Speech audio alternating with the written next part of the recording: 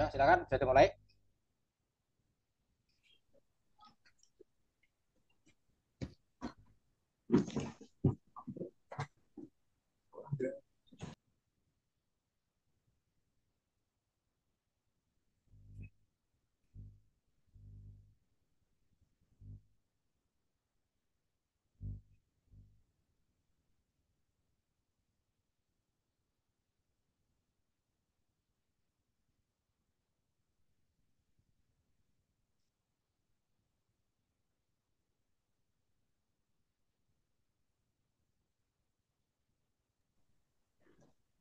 Baik, Assalamualaikum warahmatullahi wabarakatuh.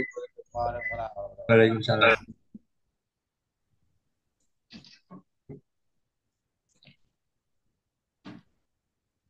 Ini saya akan mempresentasikan sempro saya, yaitu berjudul Penerapan Model Problem Based Learning pada Materi Pengantar Ilmu Sejarah Kurikulum Merdeka dan Pengaruhnya terhadap Motivasi Belajar Siswa SMA Negeri 1 Kewadungan.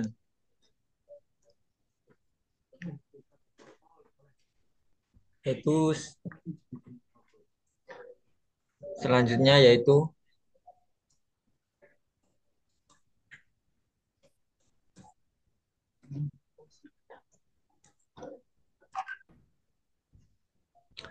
latar belakang. Pendidikan tidak hanya berfokus pada kemampuan intelektual yang dimiliki oleh individu. Proses belajar juga faktor-faktor lain bisa dipelajari dengan memperhatikan pengembangan seluruh aspek siswa untuk emosional, sosial, fisik, dan moral. Perkembangan pendidikan Islam dipengaruhi oleh perubahan kurikulum dikarenakan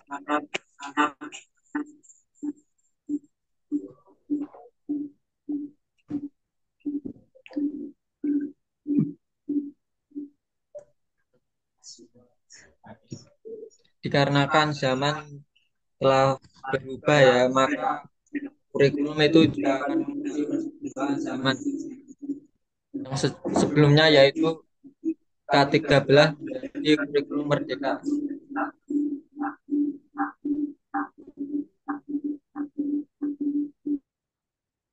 Dengan adanya kurikulum merdeka ini dapat memberikan keleluasan kepada guru untuk menentukan model pembelajaran yang paling sesuai dengan peserta didik.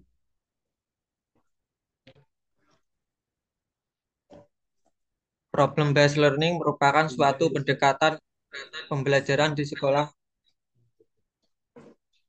yang mengarahkan peserta didik sebagai pusat dari proses pendidikan dengan menempatkan untuk memecahkan masalah nyata yang ada.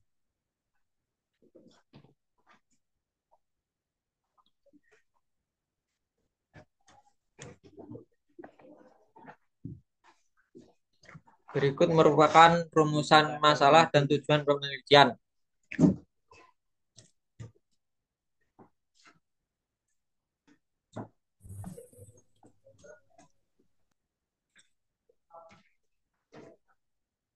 Yaitu rumusan masalahnya, apakah terdapat perbedaan yang signifikan antara motivasi belajar siswa yang menggunakan kurikulum 2013 dengan kurikulum merdeka.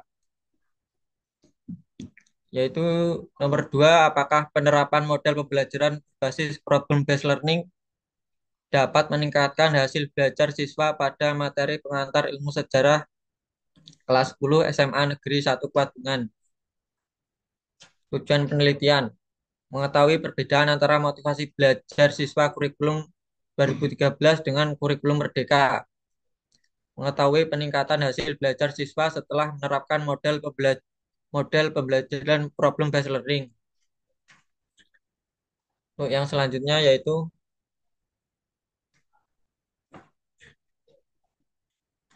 kajian teori.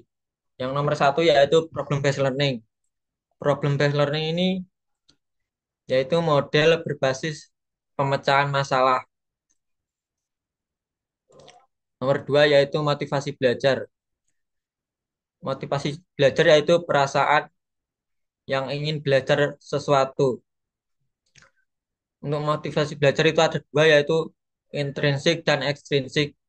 Intrinsik itu motivasi belajar dari diri kita sendiri. Yang motivasi ekstrinsik itu motivasi belajar dari orang lain. Misalnya belajar karena ingin mendapat pengakuan, yaitu selanjutnya yaitu tiga kurikulum merdeka. Jadi kurikulum merdeka ini lebih ke bebas. Jadi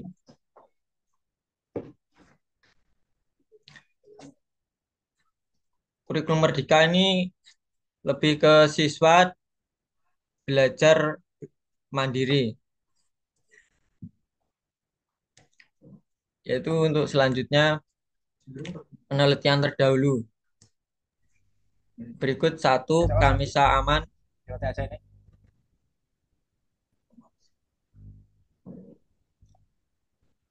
yaitu menerapkan ini ada Faridatul Aini, Sadam Suratmi, sama tiga Hanida Kurnia Putri. Selanjutnya yaitu kerangka pikir, model pembelajaran problem based learning, kurikulum merdeka. Jadi model pembelajaran problem based learning dan kurikulum merdeka ini apakah bisa mempengaruhi motivasi belajar siswa pada pembelajaran mengantar ilmu sejarah. Untuk selanjutnya yaitu metode penelitian, yaitu deskriptif kualitatif, penelitian yang bertujuan untuk menggambarkan dan memahami peristiwa, fenomena, atau kejadian tertentu secara mendalam dan menyeluruh melalui pengumpulan dan analisis data berbasis teknik naratif. Dan teknik penelitian datanya yaitu ada wawancara dan studi dokumen.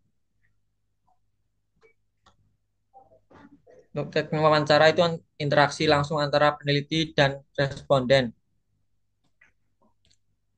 Mungkin nanti wawancaranya bisa ke guru sejarah sama nanti siswanya. Untuk studi dokumen menggunakan modul ajar sama catatan hasil belajar siswa. Selanjutnya yaitu tempat penelitian.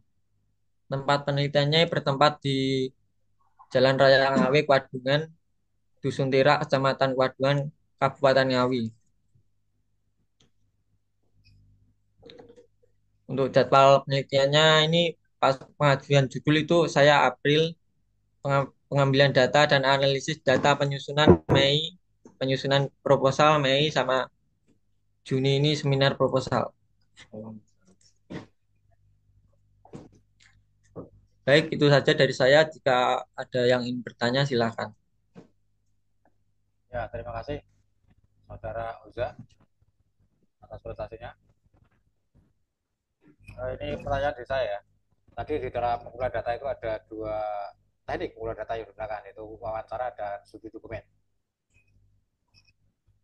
Nah, sementara petani ini itu meneliti tentang model ya, implementasi model PBN, kurikulum merdeka ya, pada materi pengantar besar. Berarti kan ada pembelajarannya yang kita teliti, yaitu pembelajaran dengan model PBN. Sementara untuk teknik pengumpulan datanya hanya dari wawancara dan studi dokumen. Nah, mengapa ini Anda tidak menggunakan teknik pengumpulan data observasi? Kok tidak dipakai? Mengapa ini? Ya mungkin kalau saya sudah turun ke lapangan nanti saya menggunakan teknik observasi. Sudah menggunakan ya. Iya, Ya, nanti tambahkan di sini ya, observasi ya. Karena ini kan ada iya, peristiwanya, itu pembelajaran. Pembelajaran dengan model PBL. Maka di dalam ini kan, karena ini proposal. Proposal itu kan rancangan, rancangan penelitian. Maka harus dituliskan secara, apa, dicantumkan secara tegas ya, bahwa nanti dalam pengumpulan datanya adalah wawancara studi dokumen, observasi banyak, wawancara, observasi, dan studi dokumen. Artinya tidak kemudian membayang-bayangkan nanti kalau saya sudah terjun lapangan perlu observasi ya. Tapi langsung di dalam proposal ini dicantumkan ya bahwa ini nanti juga akan dilakukan observasi. Itu ya Mas ya. Nanti ditambahkan ini observasi. Yang akan Iya, Pak. diobservasi adalah penerapan model tadi ya, model PBL pada materi pengantar ilmu sejarah. Nah, ini sekarang menariknya di sini ya. Sebenarnya penerapan model PBL ini sudah banyak yang diteliti ya untuk kurikulum merdeka ya. Dan ini merupakan model yang disarankan dalam kurikulum merdeka, itu PBL dan PJBL, problem based learning dan project based learning. Ini dua model pembelajaran yang direkomendasikan ya, atau ya sebisa mungkin guru menggunakan dua model ini. Nah, ini menggunakan PBL. Sekarang ini relevan ya. Sudah banyak sebenarnya penelitian ini ya. Hanya di sini yang membedakan adalah bahwa ini diterapkan pada mata materi pengantar ilmu sejarah. Ini sekarang yang belum banyak ya. Pada umumnya diterapkan pada materi sejarah, tapi ini pada materi pengantar ilmu sejarah. Yang di situ nanti ada konsep-konsep sejarahnya ya. Yang bagi siswa SMA barangkali uh, suatu materi yang baru ya. Di SMP barangkali kan materi sejarahnya ya, bukan materi dari sisi konsep sejarahnya. Nah ini bagaimana nanti dengan model PPL ini, apakah bisa mendorong motivasi belajar siswa, atau bahkan ya harapannya begitu ya, bisa mendorong motivasi belajar siswa ya. Itu ya saya kira gambarnya ya, bahwa itu penelitiannya nanti bedanya di situ ya, di materinya. Kemudian ya dulu waktu konsultasi sempat dijelaskan ya bahwa memang di SMA negeri ini sudah diterapkan ya PBL itu pada materi ini, sehingga secara studi pendahuluan ini sudah ada faktanya, ya tinggal nanti didalami saja. Nah kemudian ya itu ya Mas ya, catat ya, tambahan Iya, metode observasi ya. iya. Terus ini tadi itu bukan jadwal ini Mas, bukan jadwal suprop ya, ini jadwal penelitian ya. Oke, Pak. Nah, tadi itu jadwal suprop ya, dari pengajuan judul suprop sampai seminar ini ya, itu adalah jadwal suprop, tapi ini adalah jadwal penelitian. Jadwal penelitian itu yang mulai dari perizinan ya, dari persiapan lah, perizinan, terus pengumpulan data ya, validasi data, terus sampai memberikan kesimpulan. Itulah jadwal penelitiannya ya. Jadi nanti perlu diubah itu ya, jadwalnya ya. Terus apa? Ya, ini kutipannya nanti ya, sebisa mungkin pakai mendelay lah. Nah, ya, ya lebih Ya, tertata nanti ya untuk daftar pustakanya ya. iya.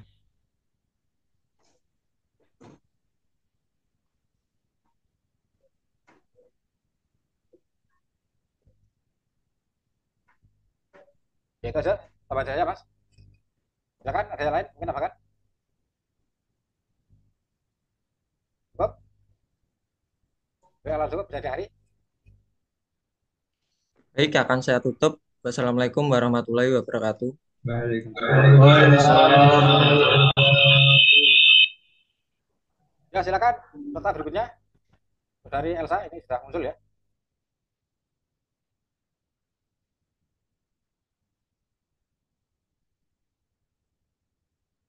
Ditutup dulu nih PPT-nya.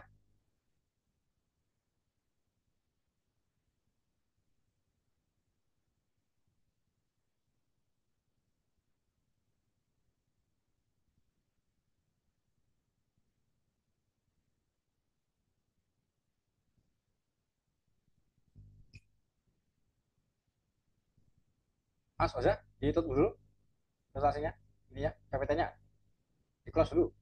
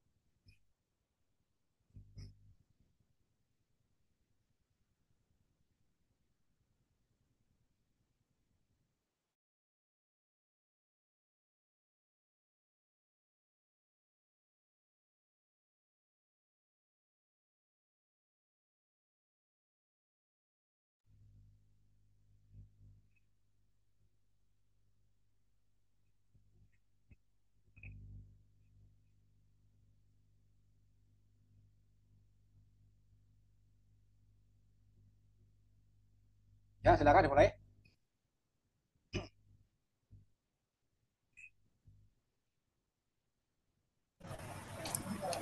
Bismillahirrahmanirrahim. Assalamualaikum warahmatullahi wabarakatuh. Waalaikumsalam. Baik, saya akan mempresentasikan penelitian yang akan diteliti, yakni penerapan model problem based learning pada mata pelajaran sejarah kurikulum merdeka di MAN 4 Kabupaten Madiun. Ada latar belakang yang mana kurikulum merupakan rencana pembelajaran yang mana kurikulum melakukan perubahan dan perkembangan mengikuti zaman agar menjadi lebih baik lagi. Kurikulum sekarang menggunakan kurikulum merdeka yang mana berbasis bebas belajar dan terpusat pada siswa. Banyak sekolah-sekolah yang sudah mengimplementasikan atau menerapkan kurikulum merdeka ini dalam rencana pembelajarannya. Salah satunya di sekolah MAN 4 Kabupaten Madiun. Namun, juga ada beberapa sekolah sudah menggunakan kurikulum merdeka, akan tetapi belum mengimplementasikan model pembelajarannya. Salah satu model pembelajarannya yakni problem based learning pada pembelajaran sejarah yang merupakan salah satu implementasi kurikulum merdeka. Sehingga dapat dirumuskan masalahnya yakni pertama, bagaimana penerapan model problem based learning pada pembelajaran sejarah kurikulum merdeka di MAN 4 Kabupaten Madiun. Nah, setelah diterapkan, bagaimana dampak penerapan model problem based learning pada pembelajaran sejarah kurikulum merdeka di MAN 4 Kabupaten Madiun.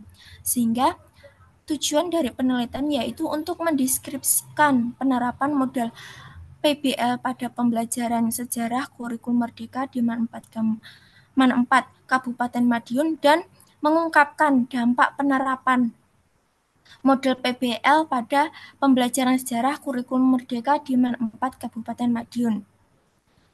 Nah, untuk itu ada 3 kajian teori yang saya ambil, yakni dari jurnal Yulia E 2020 tentang penerapan, kemudian Lestari, Slameto dan Radia tentang penerapan problem based learning, dan Elias tentang pengertian kurikulum. Nah, tujuan dari kajian teori ini yakni dipaparkan agar memberikan landasan secara teoritis yang kuat dan mendalam sebagai dasar bagi implementasi yang efektif bagi penerapan model problem based learning pada mata pelajaran sejarah kurikulum merdeka di MAN 4 Kabupaten Madiun. Kemudian kerangka berpikirnya sebagai berikut, ada kurikulum merdeka yang di dalamnya ada model pembelajaran yakni problem based learning. Nah, untuk penelitian melakukan dari problem based learning ini bagaimana penerapannya di sekolahan yakni MAN 4 Kabupaten Madiun dan diterapkan pada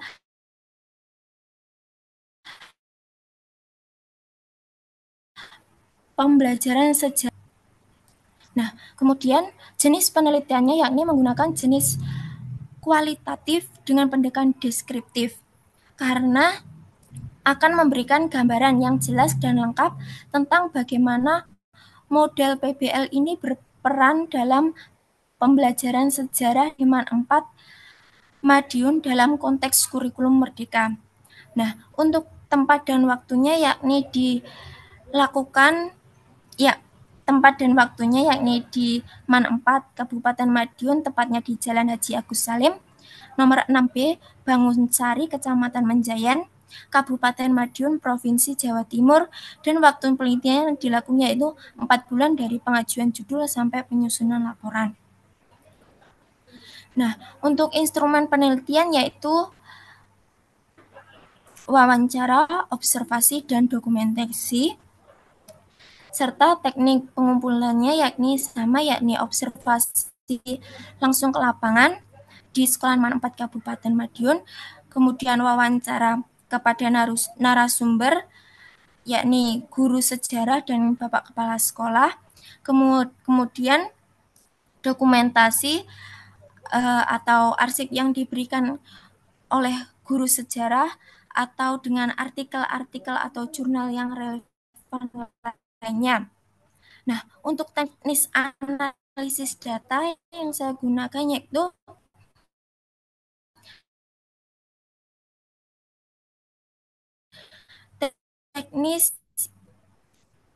teknik analisis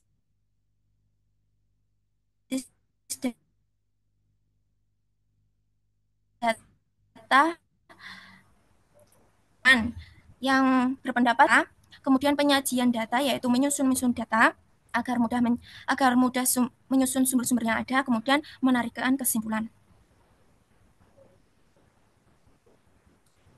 Nah, itu dari saya. Ya, terima kasih dari Elsa Sitawati ya atas presentasinya ya.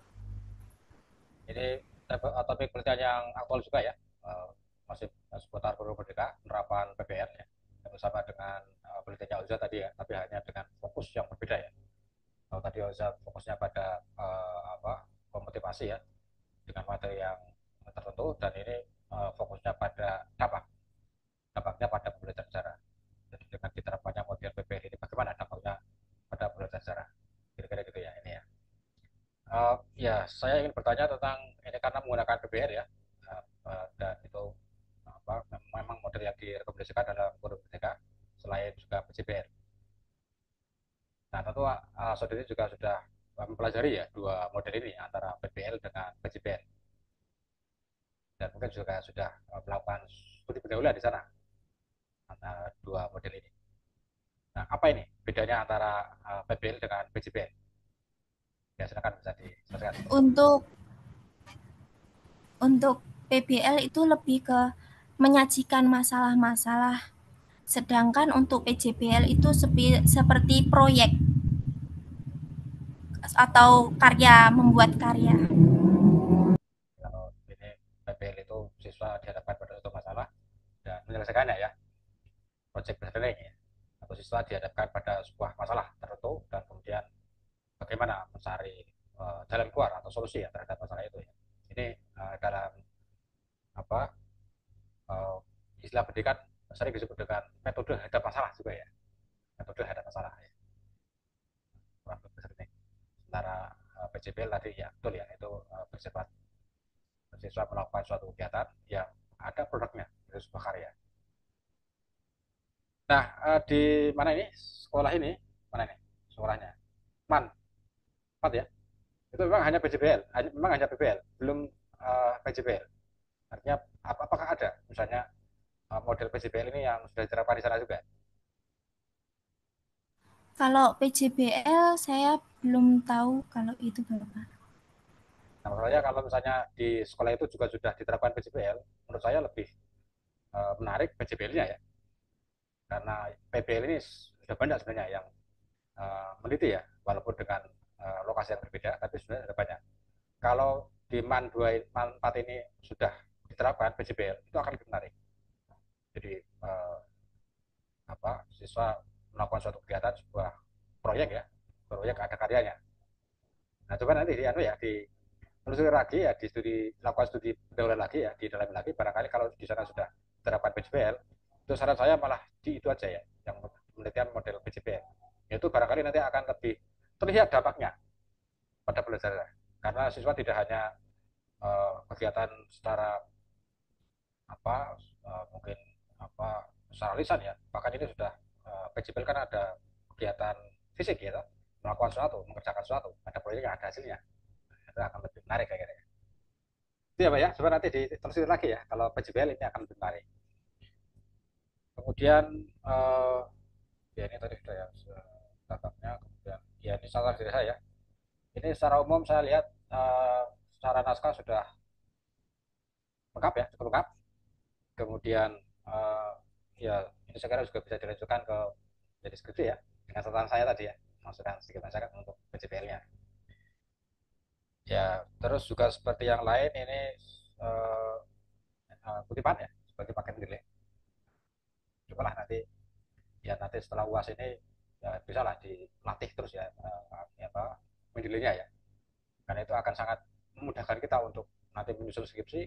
Kalau kita sudah punya data base di Mendeley, nah ini kita atau akan mengutip, nah, tinggal ngambil saja ya, tinggal klik saja, tidak perlu menulis lagi ya. Gitu saya kira dari saya, Mbak. Silakan, mungkin ada tambahan lain.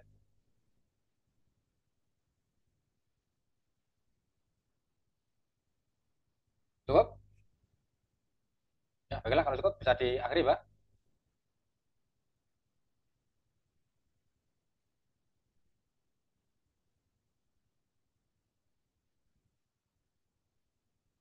Ya ini ya, baiklah para peserta, ini sudah jam setengah 4 ya. Saya kira ini sudah tampil 6 peserta, berarti sudah separuh ya, separuh yang presentasi. Untuk hari ini kita akhiri sampai uh, terakhir Mbak Elsa tadi ya. Untuk selanjutnya, nah ini bisa kita sepakati kapan kita akan mulai lagi presentasi lagi ya, karena minggu depan udah skripsi, jadi saya nggak bisa. Kemudian hari Kamis, Jumat, Sabtu, Kamis, Jumat, Sabtu itu saya di PBG dan di PASA ya, di S2 ya. Jadi saya Kamis, Jumat, Sabtu juga bisa. Biasanya besok atau Minggu.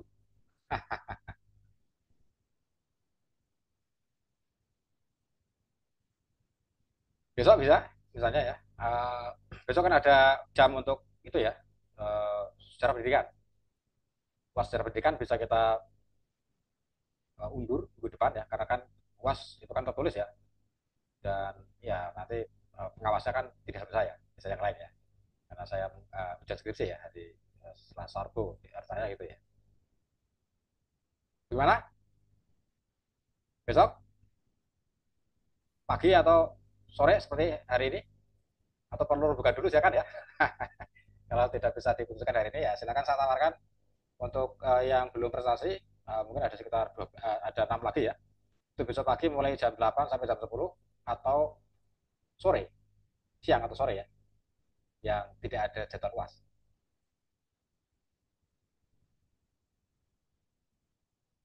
gitu. Ya, mungkin sore saja, Pak. Sore sih ya, Sore. sore jam segini ya, seperti tadi. Iya, Pak. Oh ya, baiklah kalau gitu ya, besok sore kita bertemu lagi untuk menyelesaikan seminar kita ya. Ya baiklah para peserta, terima kasih atas prestasinya semua ya, dan mudah-mudahan bisa mempermudah kita untuk melanjutkan tugas-tugas kita di tugas akhir nanti ya. Amin. Terima kasih. Kalau ada kurang dan kesalahan, saya maaf. Wassalamualaikum warahmatullahi wabarakatuh.